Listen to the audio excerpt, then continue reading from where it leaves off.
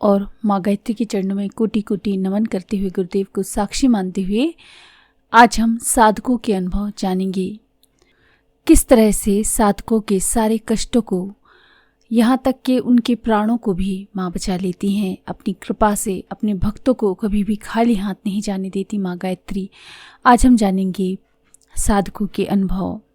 श्री वीरेंद्र स्वरूप भटनागर बरेली से लिखते हैं, अखंड ज्योति के एक अंक में लिखते हैं, मेरे जीवन में अभी हाल ही में एक ऐसी घटना घटी है जिसका स्मरण करने मात्र से मेरे रोंगटे खड़े हो जाते हैं। ये बात 1952 की है। सन 51 में मेरी दाहिनी हंसली के ऊपर एक फोड़ा उठा। बरेली डिस्ट्रिक्ट अस्पताल में मुझे भर्ती किया गया। अनेक इंजेक्शनों द्वारा तथा दवाओं के बावजूद फोड़ा बढ़ता गया। 2 महीने मेरी हालत बहुत ही नाजुक हो गई। 14 तारीख को फोड़ा फटा, काफी मवाद निकला, साथ ही हंसली की हड्डी भी टूट गई।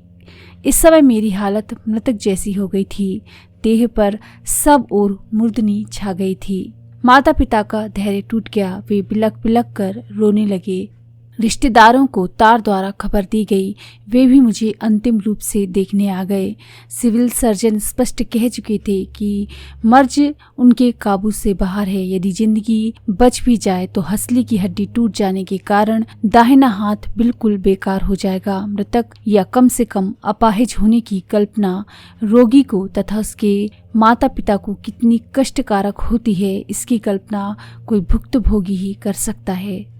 इस विपत्ति के घोर अंधकार में पिताजी को गायत्री माता का सहारा सूझा। वे दिन रात गायत्री का जप और ध्यान करते और उसी से मेरे प्राणों की भिक्षा मांगते। इसी बीच उन्हें मुझे लखनऊ ले जाने का उपाय सूझा। यद्यपि ऐसी स्थिति में रोगी के लिए इतनी लंबी यात्रा खतरे से खाली ना थी, पर वे अपनी अंतः प्रेरणा के अनुसार मुझे लखनऊ ले पहुंचे और मेडिकल कॉलेज के अस्पताल में भर्ती कर दिया।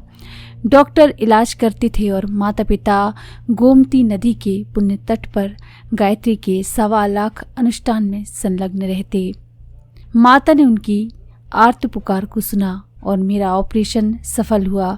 हंसली की हड्डी निकाल दी गई, फिर भी मेरा दाहिना हाथ अपाहिज नहीं हुआ और माता की असीम कृपा के अतिरिक्त इसे और क्या कहा जाए। पिताजी आर्य समाजी विचार के हैं। उनका अब गायत्री पर इतना अटूट विश्वास हो गया है कि अपना अधिकांश खाली समय वे गायत्री उपासना में ही लगाते हैं। मैं भी अपनी जीवनदात्री महाशक्ति को कैसे भूल सकता हूँ। मैं भी यथासंभव गायत्री उपासना में भूल नहीं करता और विश्वास करता हूँ कि जो शक्ति इतना बड़ा संकट टाल सकती है, उसके लिए किसी भी कठिनाई को दूर कर सकना कठिन नहीं है। तो हमने जाना किस तरह से गायत्री माता के द्वारा प्राण भिक्षा का दान दिया गया अपने साधक को। इसी तरह से अपना अनुभव श्री बाला शंकर दुर्लभ जी भट्ट जूनागढ़ से लिखते हैं, बात बहुत दिन की है। अपने गांव से मैं अपने पिताजी के साथ दूसरे गांव को जा रहा था। पिताजी घोड़े पर थे और मैं पैदल। रास्ते में एक बरसाती नदी पड़ती थी जो गहरी बहुत न थी पर चौड़ाई बहुत थी। वर्षा के दिन थे, थोड़ा थोड़ा पानी बरस रहा था। हम लोगों ने नदी को पार करने के लिए उसमें प्रवेश किया। कीचड़ बहुत था, इसलिए चलना धीरे धीरे हो रहा था। अचानक एकदम मूसलाधार वर्षा होने लगी और नदी में पानी इतने जोर से बढ़ा कि 2-4 मिनट में ही नदी में भारी उफान आ गया। बीच नदी में पहुंचते पहुंचते पानी इतना बढ़ गया कि पिताजी का घोड़ा बहकने लगा। मैंने उसकी पूंछ पकड़ ली, पिताजी ने उसकी गर्दन पकड़ ली। इस प्रकार हम दोनों पिता पुत्र उस घोड़े के साथ उफनती हुई नदी के तीव्र प्रवाह में बहने लगे।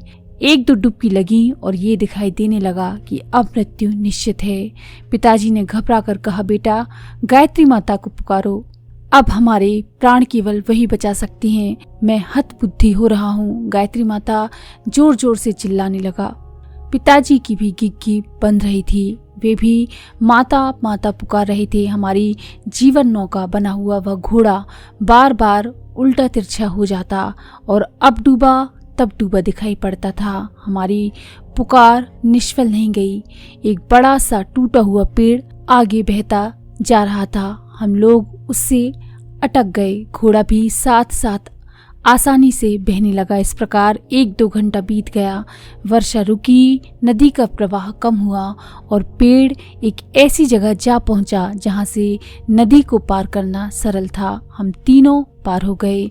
उस दिन की घटना किसी दूसरे की दृष्टि में कितनी ही सामान्य क्यों न हो, पर हमारे लिए ग्राह के मुख से गज के बचाने के समान महत्वपूर्ण थी। माता ने हमें भुजा पकड़कर उस दिन बचाया था, ऐसा ही हम मानते हैं। आगे वो लिखते हैं, अभी 8 वर्ष पूर्व की बात है। मेरे पैर में कांच लगा। कांच का विष ऐसा फैला कि रक्त दूषित होकर धनुर्वात रोग हो गया। बुखार था और शरीर में ऐंठन बेतरह रहती थी। स्थिति यहाँ तक बिगड़ी कि एक दिन मेरी मृत्यु निश्चित समझ ली गई और 4 पाई से उतारकर मृत्यु की प्रतीक्षा के लिए जमीन पर लिटा दिया गया। उस बेहोशी में भी मुझे गायत्री का ध्यान आ रहा था। माता ने कृपा की, मेरी सांस बढ़े। जमीन से उठकर 4 पाई पर लाया गया और कुछ दिन में मैं अच्छा हो गया। इस घटना को लोग मेरी मृत्यु से वापसी कहते हैं। प्रारंभिक जीवन में मेरी शिक्षा और योग्यता किसी भी विषय में ना थी, परंतु माता की कृपा से मुझे फोटोग्राफी का आर्ट मालूम हो गया। ख्याति इतनी फैली कि जूनागढ़ के नवाब ने मेरे घर पर अपनी मोटर भेजकर मुझे बुलाया और राजमहल का फोटोग्राफर नियुक्त कर दिया।